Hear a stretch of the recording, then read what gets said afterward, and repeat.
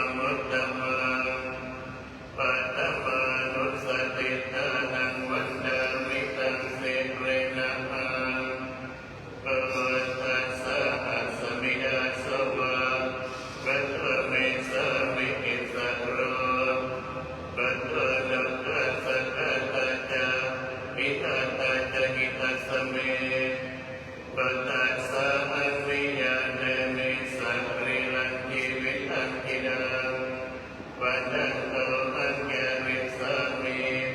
ปัฏฐัสเสวะสมติตังนัตถิเมสรณังกัญญังปัฏฐเมสรณังวรังเอเตนะสัจวัจเจนะปัจจยังสัตตุสาสเนปัฏฐังเมวันดัมมานินายังปัญญังปัสสตังกิตาสัพเพปิอันตรายเมมาเนสุตัสสะเตชะสะกายเนวัจจะวัจเจกัสสวะพุทเทกุกัมมังปัจจตังมยายะพุทโธปฏิคันหาตุปัจจยตังกาลันตัเรสังวะริตุงวะพุทเท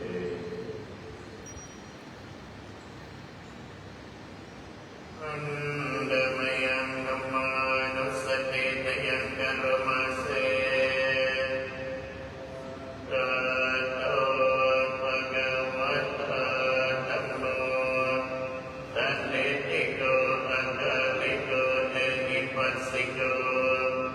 อาปนายิโกปัจจตังเวทิตัมโพวิญโยหิเตอันเดมยังธัมมาปิกิปิงกรมาเสกาตตาติกุณโยกวะเสนะสโยยะมังกะปะกะปะริยติวิโมกขเวโตธัมโมกุโตกะปัตตะนาตัตตะตาริหาริวัฏฏามะหังธัมมะอะรังวะระธัมมะหิตังธัมโมโยสัมปปะนินังสารนังเขมมุตตมังโดติยานุสติทานังวันดามิตังสิเรนะอังธัมมัสสะหัสสมิดาสวะธัมโมเมสะเมหิสโรธัมโมดุกขสังฆตัจจะวิหัตจหิตัสสเมธัมมัสสะหันนิยาเนมิสัตริลัทธิวิตันตินังปัญญันโตอัญญาริสามิธัมมัสเสวะสุนัมมตังนัตถิเมสรณังกัญญังธัมโมเมสรณังวรังเอเตนะสัจวัจเจนะปัจจยังสัตตุสาสเนธัมมังเมวันดัมมานินายังปัญญังปัสสตังกิตาสัพเพปิอันตรายเมมาเนสุตัสสะเตชะสะกายเนวัจจะวัจเจกัสสวะธัมเมกุกัมมังปัจจตังมยายะธัมโมปฏิคันหาตุปัจจยตังกาลันตัเรสังวะริตุงวะธัมเมอันเดมยังสังฆานุสติตยังกรมาเสปฏิปันโนภะคะวะโตสาวกสังโฆวะชุปฏิปันโนภะคะวะโตสาวกสังโฆยายะปฏิปันโนภะคะวะโตสาวกสังโฆตามิจิปฏิปันโนภะคะวะโตสาวกสังโฆยะตินังกัตตาริปุริสยุคานิอัตตาปุริสปุคละเตสะภะคะวะโตสาวกสังโฆปาปุณโยปาปุณโยนักขินโยอัญจลิกรณิโยอนุตตรังปุญญเกตังโลกัสสติ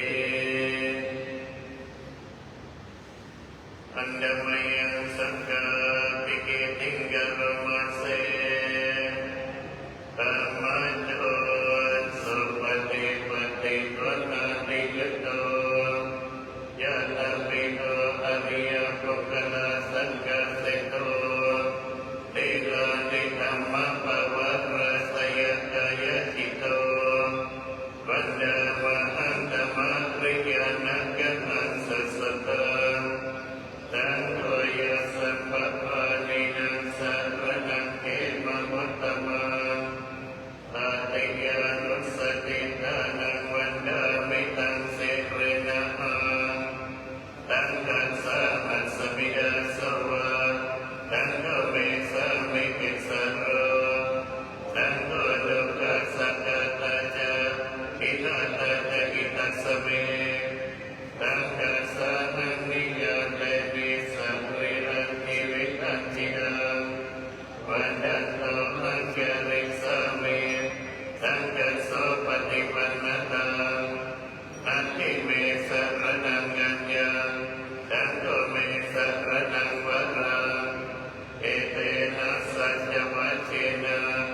วัตยังสัตตุสาสเนตังกังเมวันดัพานินายังปัญญังปัสสตังกิกาตัมเปติอันตรายเมมาเนสุตัสสะเตชัสสะกายนวาจายวัจเจกสวะสังเกตุกัมมังปัจจตังไมยายังสังโฆปฏิคันนาโตกัจจยตังกาลันนัตเรสังวริตุวัสสังเก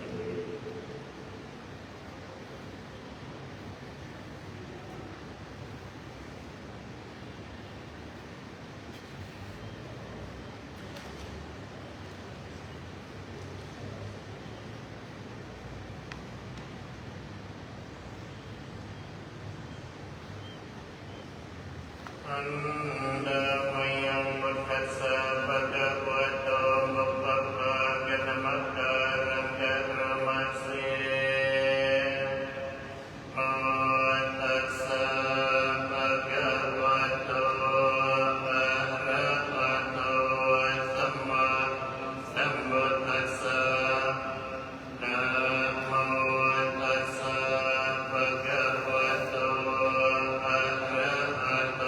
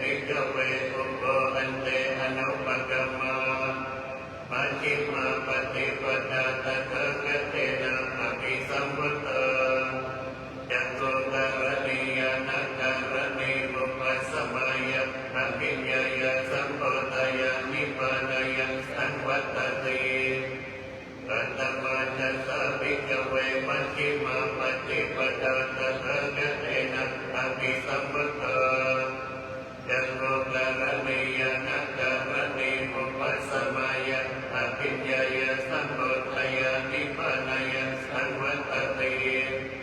กายะเมวะอริโยอัตตังคิโตมัคโยไตยะติดังสัมมาทิฏฐิสัมมาสังกัปโปสัมมาวาจาสัมมากัมมันโตสัมมาอาชีโวสัมมาวายามโมสัมมาสติสัมมาสมาธิอายังโนสัพพิกเวมัชฌิมาปฏิปทาอัตถกเตนะอภิสัมพุทธาจักโกการณิยานัตตารณิโอปัสสมายะอภิญญายะสัมโพธายะนิพพานายะสังวัตติอิดังโตปนาภิกเวนุขังอริยสัจจังญาติปิทุกขาจักราปิทุกขามรณะปิทุกขาสังฆปริเทวทุกขโดมนัสสุปยาสาปิทุกขาตัปปิเยหิสัมปโยโกทุกขปิเยหิวิปโยโกทุกขยัมปิสังนาระปฏิตัปปิทุกขาสังคิเตนะปัจจุปาดานังขันธาทุกขาอิดังโตปนาภิกเวทุกขสมุทัยโยอริยสัจจังยายังตัณหาโกโนภวิกานันติลักขะสหังคตาตตระปัตตระมินันตินิไตยะติดังกัมมตัณหาภวตัณหาวิภวตัณหาอิดังโตปนาภิกเวทุกขานิโรธอริยสัจจังยะตัสสะเยวะตัณหายะอาเสสะวิราคะนิโรธจักขุปฏินิสัตโตมุตติปนานโยอิดังโตปนาภิกเวทุกขานิโรธกามินิปันติปตะอริยสัจจังกายะเมวะอริโยอัตตังคิโตมัคโตไตยะติดังสัมมาทิฏฐิสัมมาสังกัปโปสัมมาวาจาสัมมากัมมันโตสัมมาอาชีโวสัมมาวายามโมสัมมาสติสัมมาสมาธิอิดังโลกังกริยสัจจันติเมภิกเวตัมเมอนันสุเตสุตัมเมโสจักขุมุรปาดิญาณังมุรปาดิปัญญามุรปาดิวิชชามุรปาดิอาโรโกมุรปาดิอันโตปาติยังโยกังกริยสัจจังปฏิญายัตติเมภิกเวตัมเมอนันสุเตสุตัมเมโสจักขุมุรปาดิญาณังมุรปาดิปัญญามุรปาดิวิชชามุรปาดิอาโรโกมุรปาดิอันโตปาติยังโยกังกริยสัจจังปฏิญายัตติเมภิกเวตัมเมอนันสุเตสุตัมเมโสจักขุมุรปาดิญาณังมุรปาดิปัญญามุรปาดิวิชชามุรปาดิอาโรโกมุรปาดิอิดังโลกัสสะมุทัยโยอริยสัจจันติเมภิกเวตัมเมอนันสุเตสุตัมเมโสจักขุมุรปาดิญาณังมุรปาดิปัญญามุรปาดิวิชชามุรปาดิอาโรโกมุรปาดิอังโตปะติยังโลกัสสะมุทัยโยอริยสัจจังปะหัตตปันติเมภิกเวตัมเมอนันสุเตสุตัมเมโสจักขุมุรปาดิญาณังมุรปาดิปัญญามุรปาดิวิชชามุรปาดิอาโรโกมุรปาดิอันโตปะติยังโลกัสสะมุทัยโยอริยสัจจังปะหินันติเมภิกเวตัมเมอนันสุเตสุตัมเมโสจักขุมุรปาดิญาณังมุรปาดิปัญญามุรปาดิวิชชามุรปาดิอาโรโกมุรปาดิอิดังโลกานิโรธอริยสัจจันติเมภิกเวตัมเมอนันสุเตสุตัมเมโสจักขุมุรปาดิญาณังมุรปาดิปัญญามุรปาดิวิชชามุรปาดิอาโรโกมุรปาดิอังโตปะติยังโลกานิโรธอริยสัจจันตัจฉิกาตปันติเมภิกเวตัมเมอนันสุเตสุตัมเมโสจักขุมุรปาดิญาณังมุรปาดิปัญญามุรปาดิวิชช ตปาริอาโรโกปุตปาริตังโตปะนิดังโลกาลิโรโตอริยสัจจังตัจจิตันติเมภิกขเวปัมเมอนังสุเตสุตัมเมสุยัตถุปุตปาริญาณังปุตปาริปัญญาปุตปาริวิชชาปุตปาริอาโรโกปุตปาริอิดังโลกาลิโรตกามินิปฏิปทาอริยสัจจันติเมภิกขเวปัมเมอนังสุเตสุตัมเมสุยัตถุปุตปาริญาณังปุตปาริปัญญาปุตปาริวิชชาปุตปาริอาโรโกปุตปาริตังโตปะนิดังโลกาลิโรตกามินิปฏิปทาอริยสัจจังภเวตัพพันติเมภิกขเวปัมเมอนันสุเตสุตัมเมสุยัตถุปุตปาริญาณังปุตปาริปัญญาปุตปาริวิชชาปุตปาริอาโรโกปุตปาริ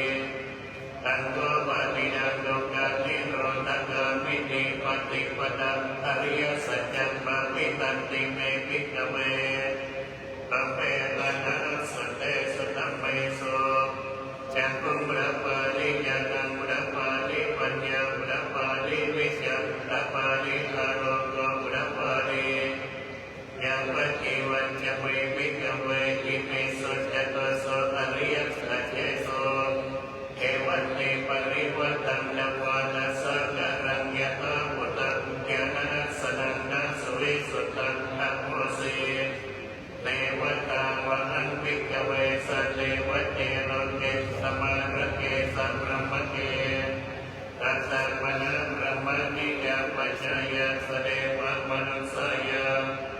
อนุตตรังสัมมาสัมโพธินาภิสัมพุทโธปัจจยสียะโตจะโตเมภิกขเวอิเมสุจัตโตโสอริยสัจเจโสเอวันติปริวัตันตวานัสสะกังยะตาปุตตังญาณัสสนังสุวิสุตตังอัปโมสี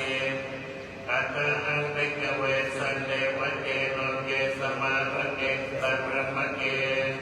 ตัสสะมนะพระมณิยาปัจจายะสเดวะมนุสสายะอนุตตรังสัมมาสัมโพธินาภิสัมพุทโธปัจจยสียะโตจะโตเมภิกขเวอิเมสุจัตโตโสอริยสัจเจโส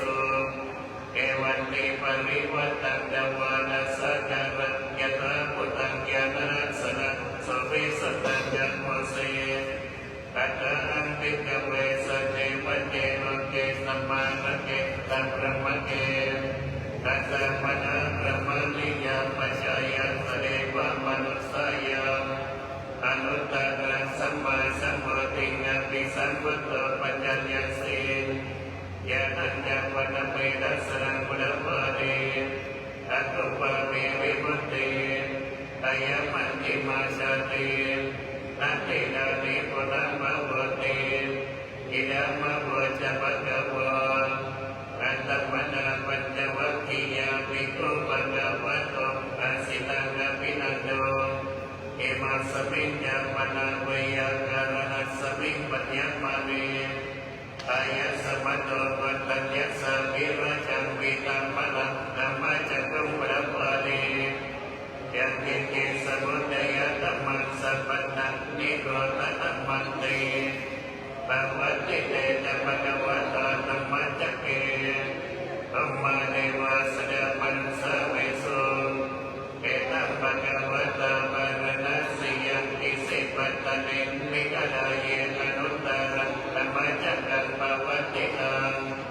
อปฏิวัติยังสมณเณนะวะพระมเณนะวะเดเวนะวะมาเรนะวะพระมุตตวะเยนะจิวาโลกัสสวินเตธัมมานังเดวานังสัจจังสัตวะยะธัมมาราชิกาเดวะตดามนัสสะเวโสยะธัมมาราชิกานังเดวานังสัจจังสัตวะทาวติงสะเดวะสัตตมนัสสะเวโสทาวติง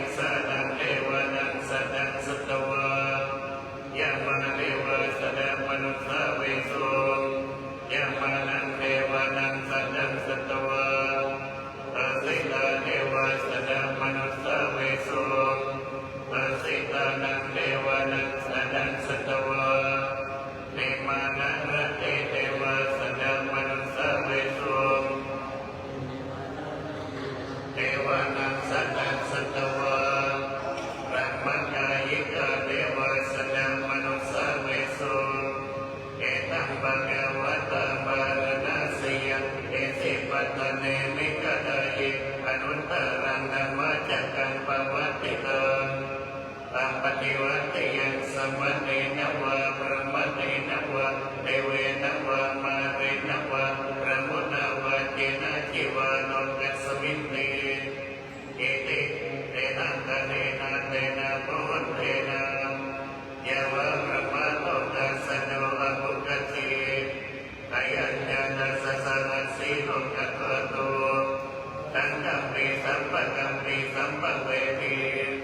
ตัปปะวะโนจักโกลาโรโอปัสสะโตเจปะโตระโหสิอติกัมเมวะเทวนาเทวานุภาวะตัตโตปะคะวะอุดานังอุดาเนสีกัญญาสิวัตตโพพุทธัญโยกัญญาสิวัตตโพพุทธัญโยติอิติปินังกายัสสมัตโตพุทธัญญสสะอัญญาพุทธัญโยตเววัตตามังอะโหสิ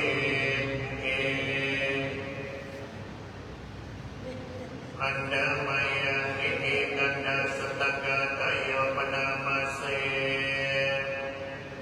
เอติโกริโสกัมปิเลอุดกัตติเกอันเตกิเจสมุปันเนอันตายามิภวิสติราชโตวาทุรุตตัสสะโดลโตปิริตัสสวะอินัสสวะมะโพกายะโดปิเกตัปปดาสุวะเอตัตตตายะโลกัสสมิ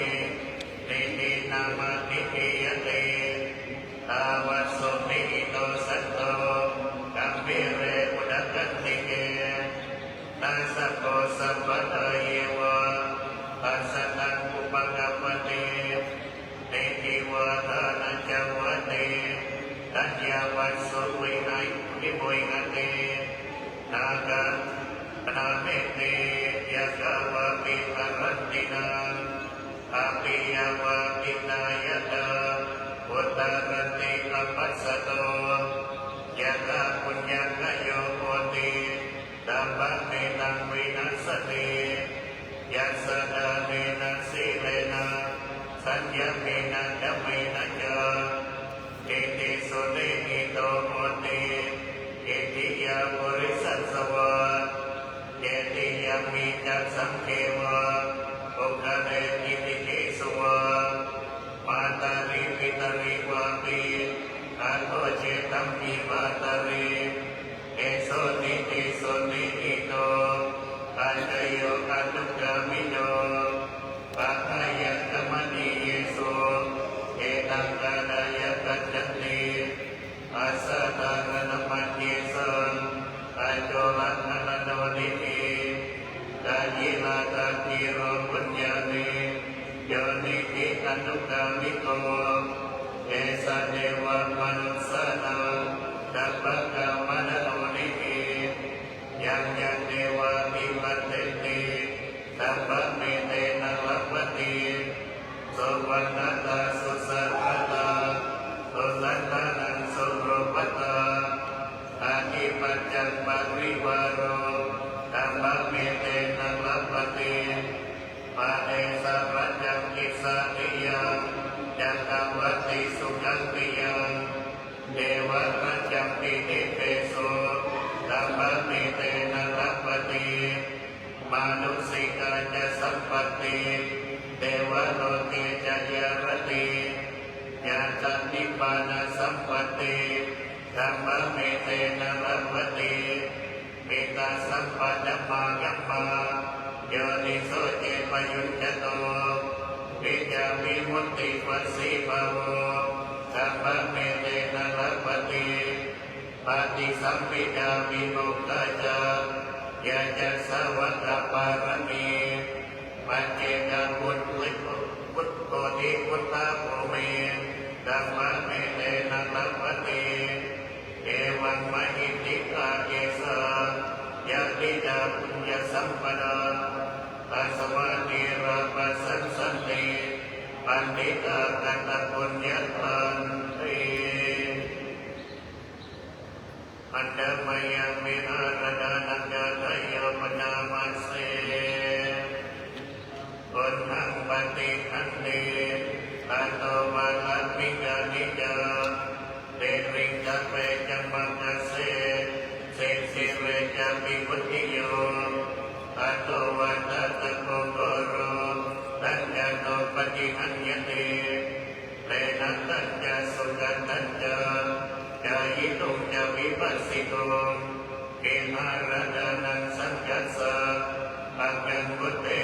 ปันติโตตัสมาหิปันติโตโกโสสัมปัสสังกัตถมัตตโนวิหาเรการะเยระเมวาสยิตัมบะวัสเตเตสังขันนัญจปานัญจวัตตะเสนาสนามิจตังยะโมจุปุเตโสวิปัสสนินเจตโสเตสัสสะธัมมังเตเสติสัมมาทุกขะปโนดนายังโสตัมมะปิทัญญายะปรินิพพานัญญาสัมโพธิอันเดมยังกาลดานาสตังกตโยปนามาเสเตสะปัญญาวัฏัญโยวิตมัจจาระกาเลนะดินังกาลิเยโสวชุโกเตสุตานิโสวิปัสสนามนาตัสสะวิปุลาโหติดัตตินาเอตัตตะอนุโมดันติวิยวัจจังจรันติวานันเตนะดัตตินาปุณาเตปิปุญญสัพพจิโนตัสสะมาตเตอัปปติวานาจิโตยัตตะทินังมหาปะตังปัญญาวิปัสสะโรกัสสมิปฏิจจามุนติปานิทันติอันเดมยังกริมยเมตตาสุตังวนามาเสกุสเลนะยันตังสันตังปะตังกภิสเมจาตังโกโกจุจจะสมุจุจจะตวัจโจจะสัมมุโนปนะติมานิตันตุสังโฆจะสุภะโรจะอัปปะกิโตจะสัลลังมุขมุติตันติจะริโยจะนิพพโตจะอัปปะละโกโกเตโสกัณนุกิโตปัจจักุตังสัมมาจเรกิมจิเยนะวิญโยปัตเรปุปวัตโยตุกินาวะเตมิโนวันโตตัมเปสัตตะภวันตุสุขิตัตตาเยเยกิปานะโพตติตัสสะวะตะวัตระวะอันนวะไสสะติยาวะเยมะอันตวะวัจจิมารัสสะกะอนุกะรุลาติกาวะเยจะกติกาเยจะตุเรวะสันติอภิตุเรโอตวะสัมภเวสีวะตัมเปสัตตะภวันตุสุขิตัตตานาปัสโรวะรันนิคุเบนะนาทิมันเยตังกัตตะนินังกิติปัญญาโรสนาปฏิกาสัญญาอัญญมัญญสนุกมิจยามาลายตานิยปุตตาอายุสาเยกปุตตมโนรเกเอมังวิสัพพะโพเตโสมานาสัมภวะเยอปริมาณังเมตัญญาสัมปโนกัสสมิมานาสัมภวะเยอปริมาณังปัตตังกะโตจะเตริยัญจาอาสัมปะตังนัมเตรังกัสสปะตังติตังกะรังนิสินนวะกายานวายวัตตัสสะวิกตัมมิโตเอตังสันติกติตยาพระมติตังวิหารกิตมะโหติติงกะอนุปตัมมาศีลวะดัสสเนนะสัมปันโนตาเมสุวินัยเตทังนาหิกาตุกะปัสสยะปุณเรติเตอันเดมยังโกจังกะปริตังปนามาเสโดสติสังกัตโตธัมมานังวิจโยตโตเปริยังปิติปัสสติโอจังกะจัตถะปะเรธัมมันตุเปกะโพจังกะตันเตเตสัมปดัสสินามณินาสัมมดักตาภาวิตาภุริกตาตังวัตตันติตปิญญายานิพพานายะจโมติยา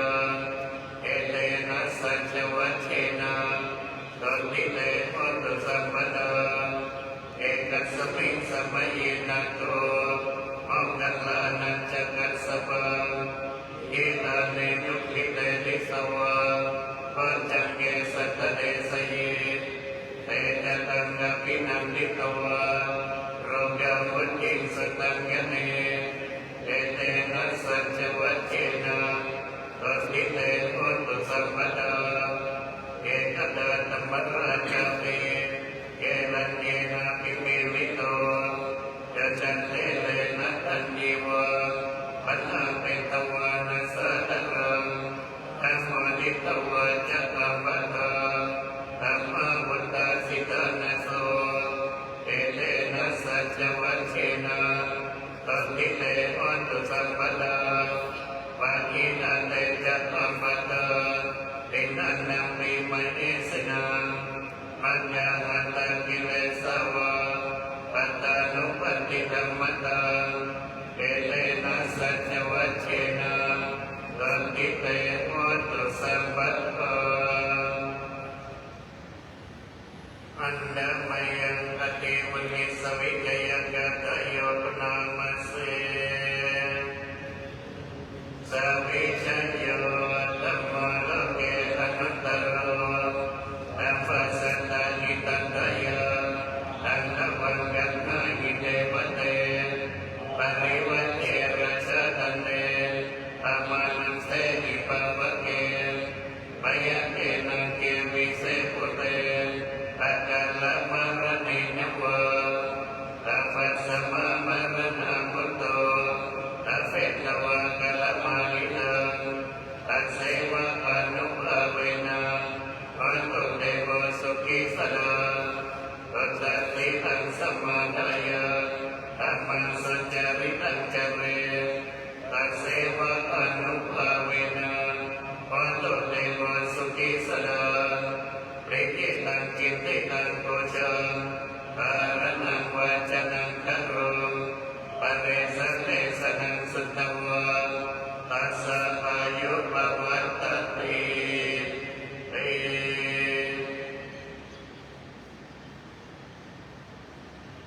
นะโมเมสัมมาพุทธานังอัปปนานังมเหสินังตัณหังจันโรมะภวิโรเรทังจันโรมะภยโสตัลละนังจันโรโลกัสหิโตติปัญญาโรสุติทัพโรตัณหังโยชนะปะโมโหมังกะโลปุริสาสะโพสมัณวันสมัณวติโลเรวัตโตระหิวัตโนโตปิโกปุณสัมปันโนอนุมนัสสิจนุตตโมปัจจุโมโลกปัจจุโตนาลโตวรสารณีปัจจุมัตตโรสกัสสะโรโรเสโลอัปปติปุกโตโตจัตโตสัพพโลกัโต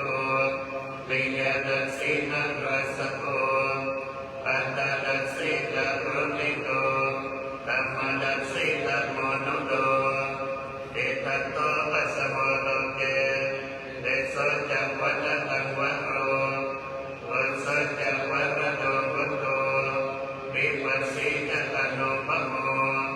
เตเยสัมมาหิโตสัทธะเวสัพโพสุขดายโตจักโตสัตโตสัตตวะโมตนังยะมโนรนังจัมโมตัสสะโพสิริสัมปันโนตัตตะโพสักยะปุญญโภเอเตนะเจตสัมมัตถะอเนกสัตตโกตโยธัมเมพุทธะสัมมาสัมมาธัมเมพุทธะมหิทธิกาธัมเมตัสสะปะทุเปตาเตสะระเทอุปัญญตาธัมเมเตปฏิจานันติอาสัพพันธานะมุตตมังทีนังนาดังดังเตเตปะริสาสุวิสารดาประมาจักขังปะวัตเตติโตเจหัปฏิวัติยังโตเปตาพุทธตัมเมหิอัตตารัสหินายตา ตวติสระกโนเปตาเต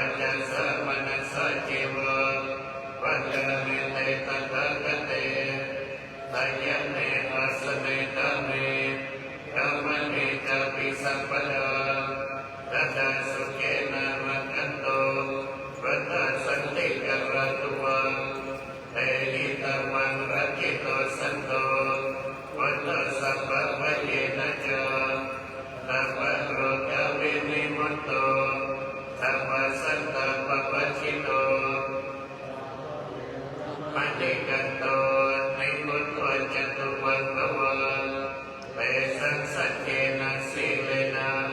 อันติเมตตาบัลเลนะจาเตปิตุเมอนุรักขันโตอารักขเยนะสุเกนะจาปรันติมัสสมิงติสาภเกสันติปุตตมหิติกาเตปิตุเมอนุรักขันโตอารักขเยนะสุเกนะจาดักขินัสสมิงติสาภเกสันติเทวมหิติกา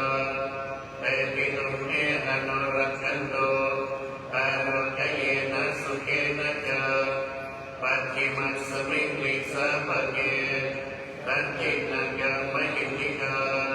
เตปิตุเมอนุรักขันโตอารักขเยนะสุเกนะจาวัตตรัสสมิงติสาภเกสันติยังมหิติกาเตปิตุเมอนุรักขันโตอารักขเยนะสุเกนะจาปริมาติสังฆตะกะโตดักขิเมนะวิรุณโตปัจฉิเมนะวิรูปัโตโลเปโลปุตตะนิสังยัตถาโรเตมังหาราชาโลกปรายสัสสิโนเตปิตุเมอนุรักขันโตอารักขเยนะสุเกนะจาสัตเตเตเตวนิกายาตัพเพนะนัตตวันนิโยนามันวะเยนะอาคัญโจเยกัญเยสติสัสสมาปะพุทธชาติมังคีลาโอกาตินามันตัสสวะดักเกโมคัตตะรังญา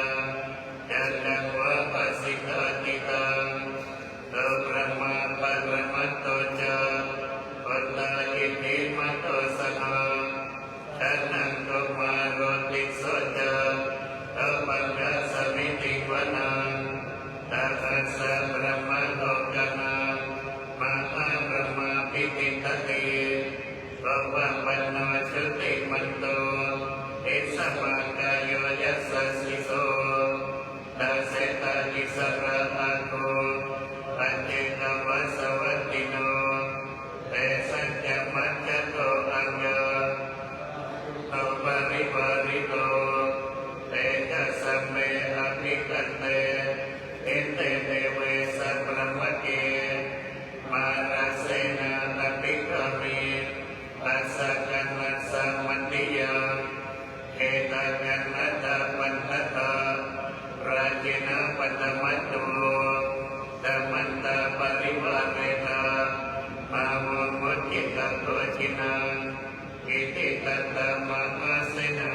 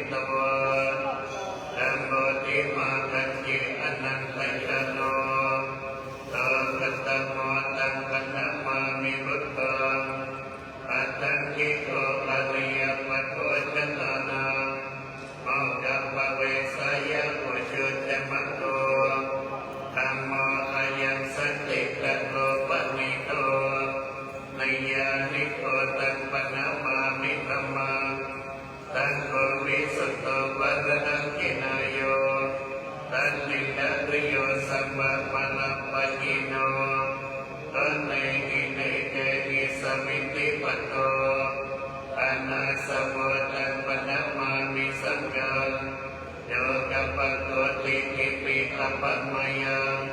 กาลังกัรโตอติดุกลานิเกตังกัตโตโลกันิตายะนะโตนะโมมะคะนะกรุณิกัสสะตัสสะตัสสัมพุทธังพุทธังนิเสวิตัญญังภวะภวันกัสสติชีวะตุโตนะโมอวิชชาติกิเลสชาลาอิตังสิโนธัมมวะรัสสะตัสสะปัจเจหิโยศีลสมาธิปัญญาเวมุตติญาณปัปปุติหิยุตโตเอตัจจนานังกุศลติกานาธรรมะริยสังฆังสิรัสสะนะมามิอิเจวะมัจจันตนะมัสสนายังนามัสสมาโนรัตนัตยังยังปัญญาภิสัญญังวิปุระกรัตตังตัสสะนุภาเวนะอัครันตรายโยอันดามยังเมตานิสังสะสัตตปะตังปนามาเสวัมเมสัตตาเอตังสมัยยังปัจจวาตวัตติยังวิหารติเจตวันเนอนันตปิณิกัสสะปารเมตัตตระโตภะคะวะภิกขุอามันเตสิกิขโพติอะหันเตติเตภิกขุภะคะวะโตปัญจโสโสภะคะวะเยตนะโพจาเมตตายาภิกขเวเจโตวิมุตติยาอาเสวิตายาปาวิตายาปัมริกตายาญาณิกตายาวัตถุกตายาอนุตติตายาปริจิตายาสสมาวัตายาเอกานัสสานิสังสะปฏิกังการัตเมเอกานัสสะสุขังสุปฏิสุขังปฏิบุจจตินัมภะปะกังสุปินังวัสสติมนุสสานังปิโยโหติตามนุสสานังปิโยโหติเทวตารักันตินาสัตกิภาวิสังวาสัตตังวากปติตวัตังกิตังสมาธิยติ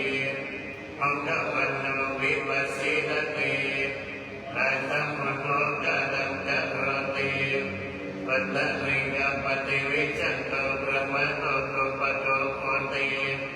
เมตตายาภิกขเวเจโตวิมุตติยาอาเสวิตายาปาวิตายาปัปริกตายาญาณิกตายาวัตถุกตายาอนุตติตายาปริจิตายาสสมาวัตายาอิเมเกตัสสะนิสังสะปฏิกังกติอิดัมมังวัจจะปัจจวา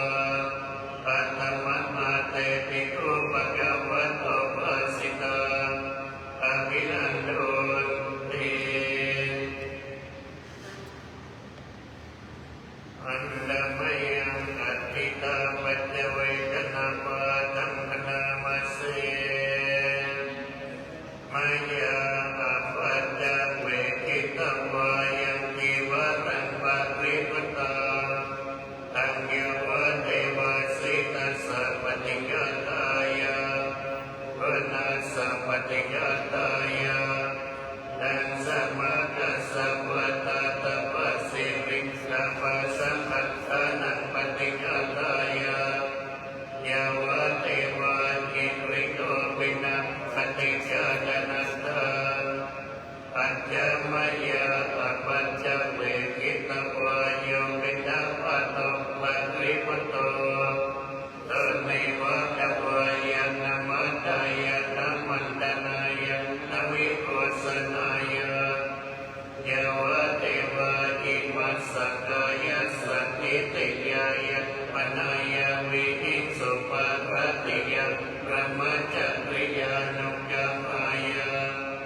เอเตปุรานันจเวทนา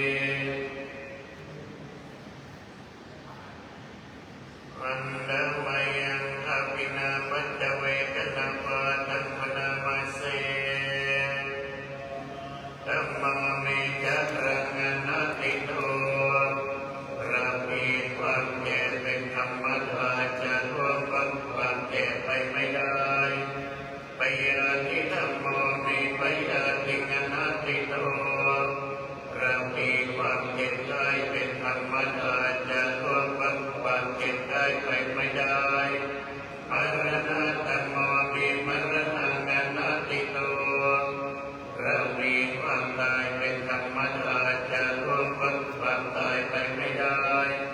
ตัสเตหิเมปิเยหิมัตตาเตหินานังภววิตาภโวเราจะเป็นต่างๆหรือจะต้องรักว่าจะต้องรักต้องจะเกิดใจทั้งสิ้นไปธรรมะสัตโตมีธรรมะทายาโนธรรมะโยนิธรรมะปันตุธรรมะปฏิสังขโนเรามีกรรมเป็นของตนมีกรรมเป็นผู้ให้ผลมีกรรมเป็นแดนเกิดมีกรรมเป็นผู้ติดตามมีกรรมเป็นที่พึ่งอาศัย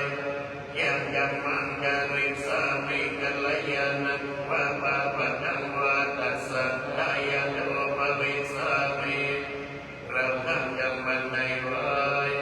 เป็นบุญหรือเป็นบาปเราจะเป็นทายาทหรือจะต้องได้รับผลของกรรมนั้นไป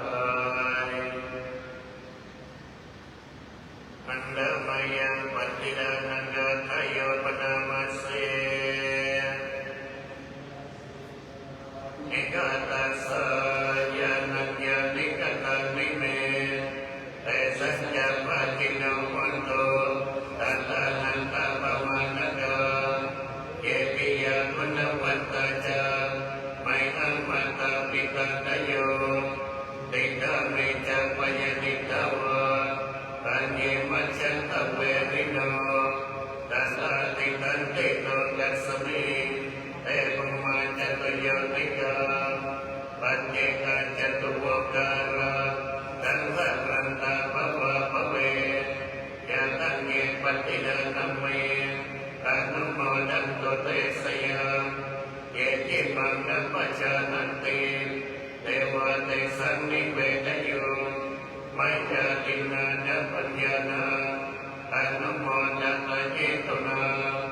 ตัมเตสัตตาสดาหุนโตอาเวราสุขชีวิโนเอมะปะนัญจะปะโคนโตเตสัสสะสิจตังสุขอันดามายังเทวตานินังปฏิดานังกรมัสเสวัตตาสันติวิหารวาสินีโตเปญญะเรมติตะเรตากินตานีตาตังมัตตานินาภวันตุโคสิตาตติกังรันเตตาวิหารมันตะเรเตราชมัจฉานวัตตาจติจโวตารามิกาตานาปฏิอุปัสสกากามาจเรสานิจปัญจกิสราตัสปะนะโคตาสุขิตาภวันตุเตยะสาพุทธเยติชะอันดัสสัมภวะทังเสนะชาตาพันธโมปปะติกานิยานิกังธัมมะวะรังปฏิจจเตตัสเสวิดุกัสสะกะรันตุสังกายังอาโตจิรังสัตตังธัมโมธัมมัตตราชกุกลาตัสโลมัตตสมัตโตวะปัตตายะจานิตายะจาธัมเมระกัตตุสัตตโมตัสเสติธัมมัญญาริโนปฏิสัมปะปุณยามาธัมเมตริยปะเวนิเตอันดามายังบริสนาติตานังกาทโยนามาเสปัญญาธรรมเมนะโอปัจจายากุณตระอาจาริโยปการาจามาตาปิตาจยตกาสัพพิโยจันติมาราชาวนาวันตานาราปิจาพระมมาราชกินตาจาโลกปราชเทวตายันตามนุสาจามัจจตาเวริกาปิจาตัมเปสัตตาสุขีมันโตปัญญานิปักตานิเมตกันจัตติวิตังเตโตอิปังปะเตนะโพมัตตาอิมิตาปัญญาคัมเมนะอิมิตาปุติเสนะจาอิปังอังสุรเตเจวะอ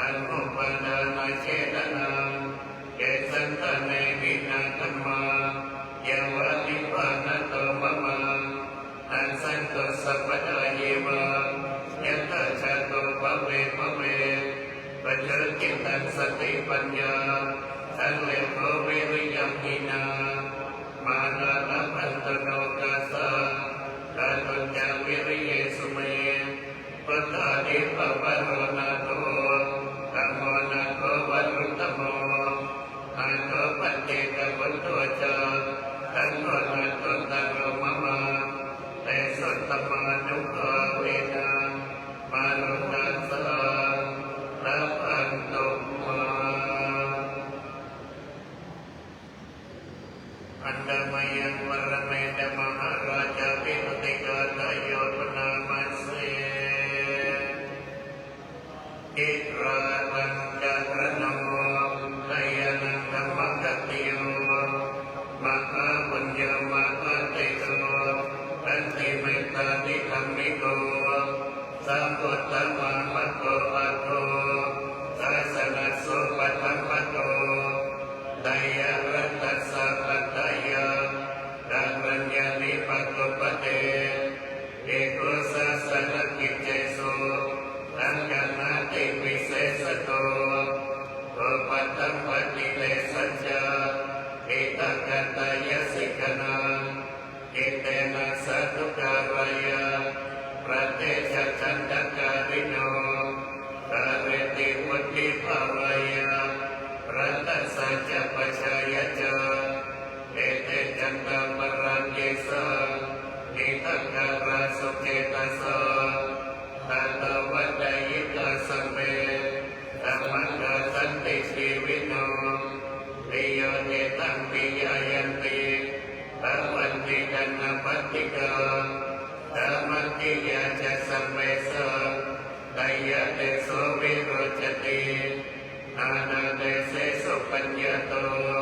นิพยานิรุปัญญโวอิดานิโสมหาราชาตัพเวสัตติสมายุโก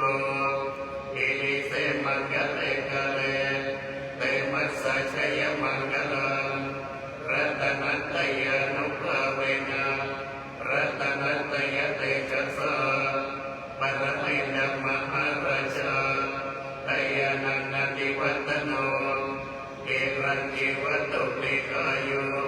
วันโนเปโตสุเกติโตปะโตเปโตจะสัพพะโตปะโพโตสัพพมังคลังเจริรัชเชปฏิโตโตติจังปัตตารานิปัสสโตตัพเพมหิติกาเทวะตัพพิปาเลตุนังสดาอิรันติตโตโลกัสสมิธัมมาสัมพุทธัสสะสันนันเอเ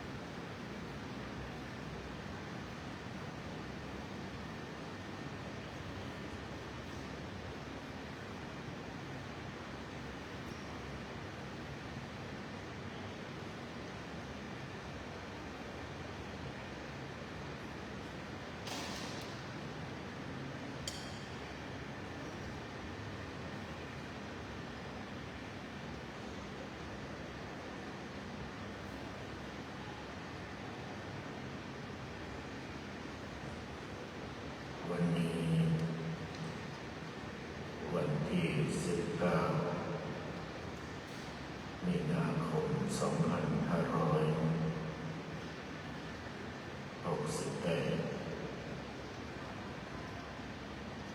วันนี้นำพา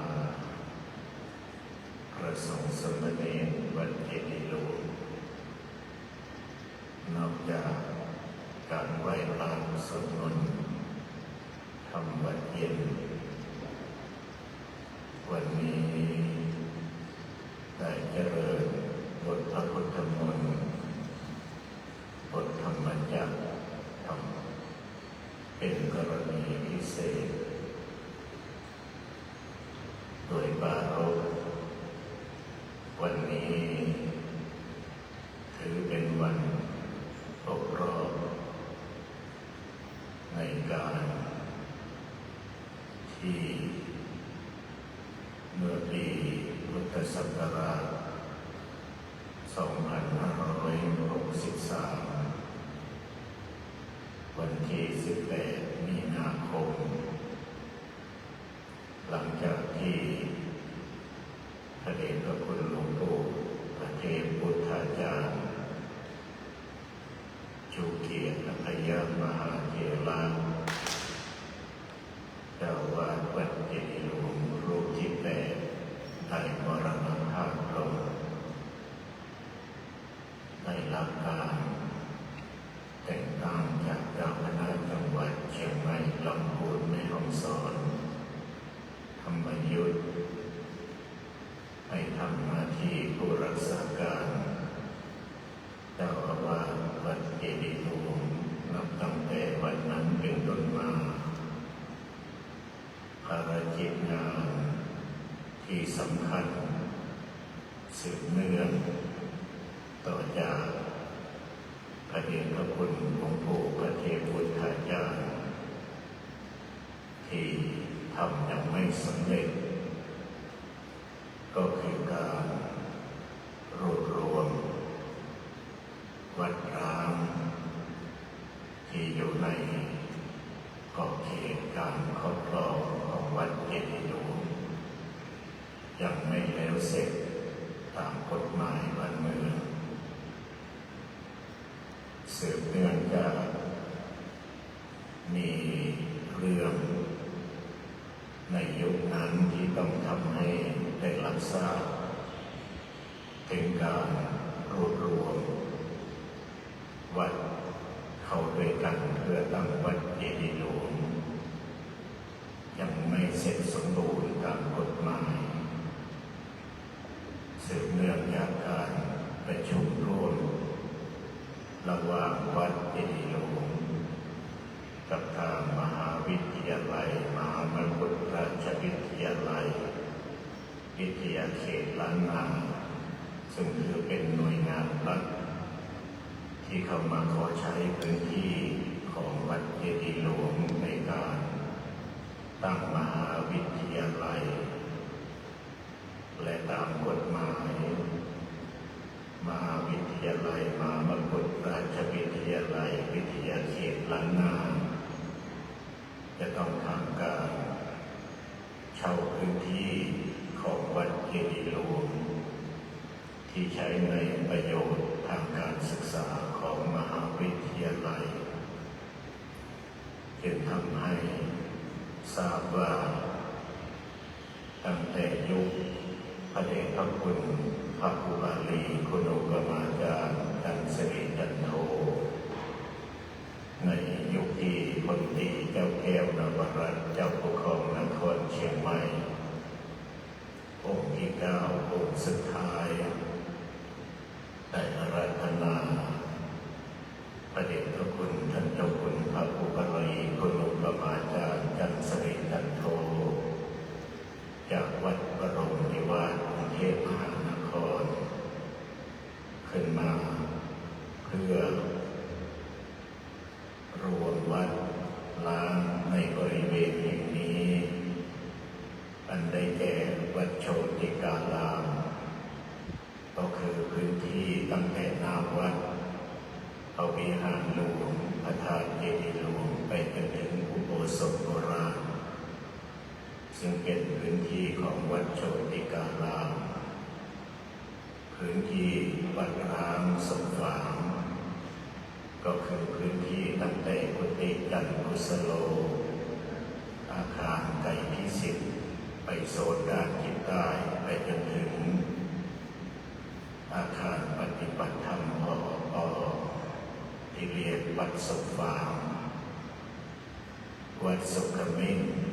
ก็คือพื้นที่ตั้งของโรงเรียนเมตตาศึกษาวัดหอธรรมก็คือพื้นที่ตั้งของโรงเรียนสามัคคีวิทยาทานและอาคาร MBU ของมหาวิทยาลัยมหามกุฏราชวิทยาลัยวิทยาเขตล้านนาซึ่งพระเดชพระคุณพระครูบาลีคุณหลวงพระมาจารย์และพลตรีเจ้าแก้วนวรัตน์ได้รวมวัดล้างทั้งสี่เข้าด้วยกันในปีพุทธศักราช 2471 และได้ตั้งนามวัดเจดีย์หลวงขึ้นใหม่ถือเป็นการสถาปนาวัดล้างทั้งสี่วัดเข้าด้วยกันและรวมเรียกว่าวัดเจดีย์หลวงเป็นต้นมาในปีพุทธศักราช 2481 ได้รับการยกฐานะขึ้นเป็นพระอารามหลวงชั้นตรีชนิดวรวิหารที่เราเรียกว่าวัดเจดีย์หลวงวรวิหารสืบมาจนถึงในยุคของพระเดชพระคุณหลวงปู่พระเทพพุทธาจารย์อดีตเจ้าวาดวัดเจดีย์หลวง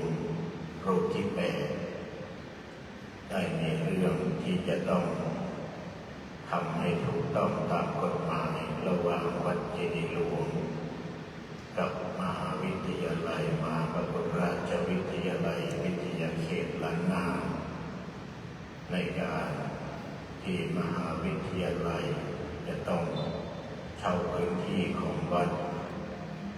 และวัดจะต้องทำการกันเขตตามกฎระเบียบของมหาเถรสมาคม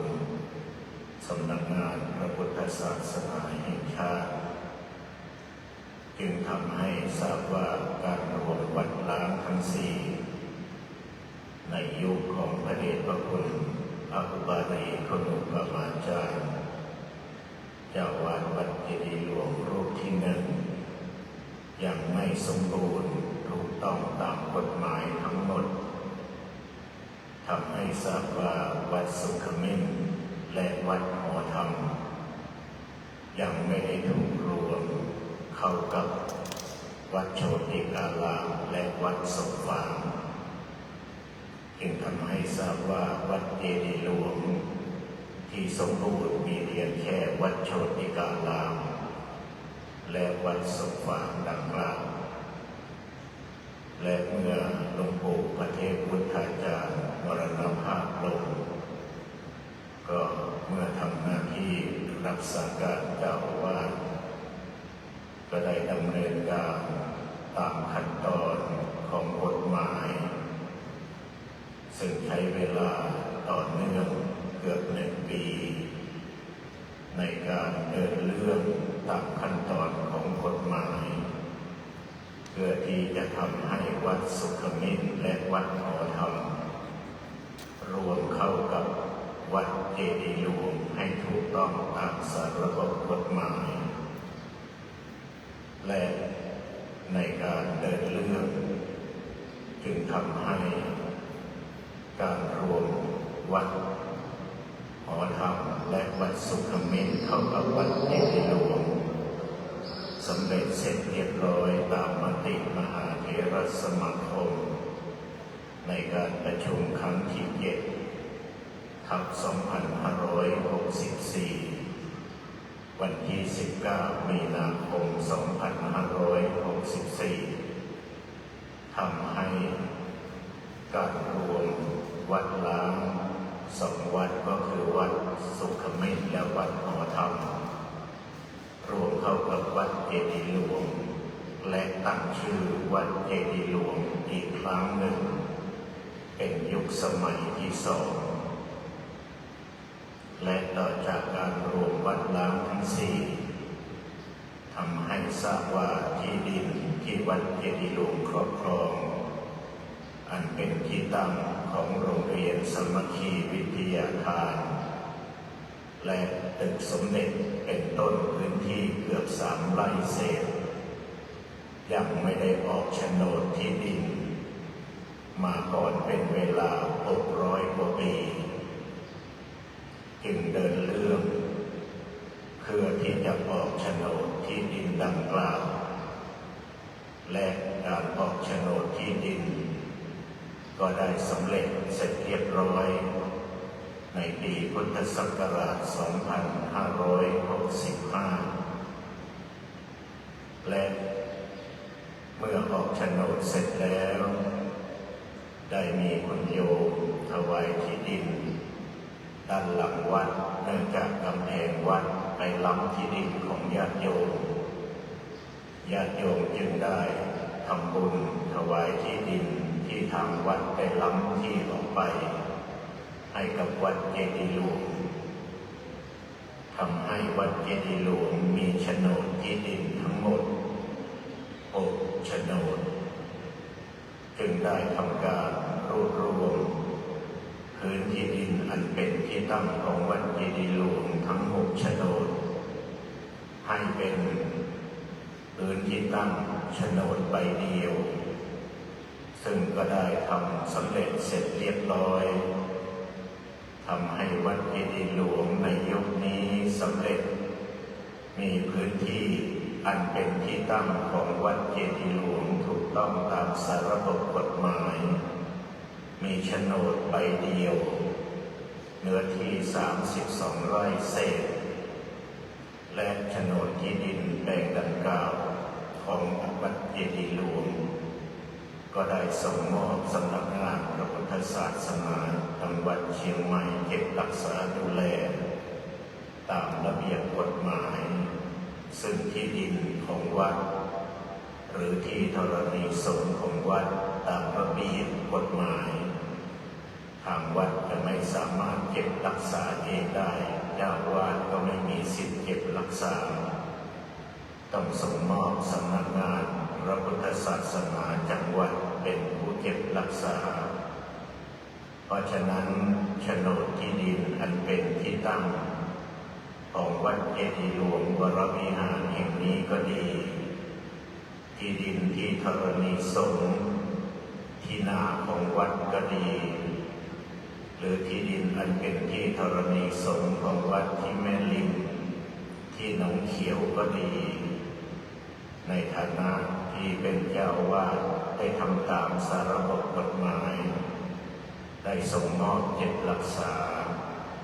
ไว้ที่สำนักงานพระพุทธศาสนาจังหวัดเชียงใหม่ตามระเบียบกฎหมายกฎมหาเถรสมาคมเป็นที่เรียบร้อยจึงถือเอาวันนี้เป็นวันครบรอบ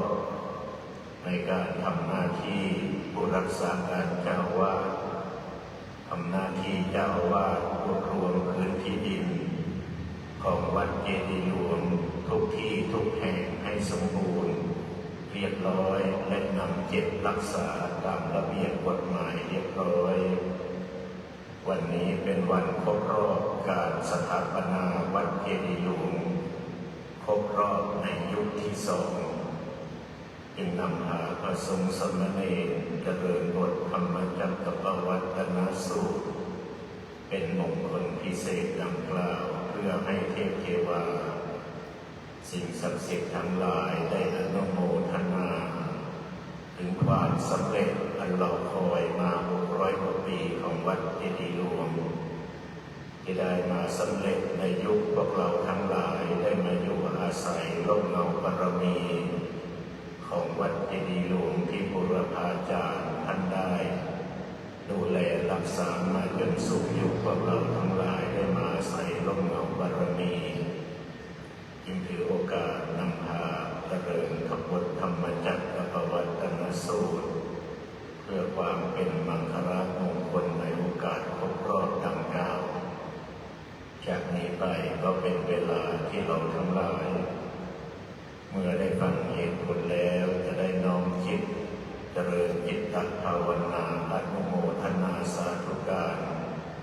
ถึงความสำเร็จทั้งหมดทั้งมวล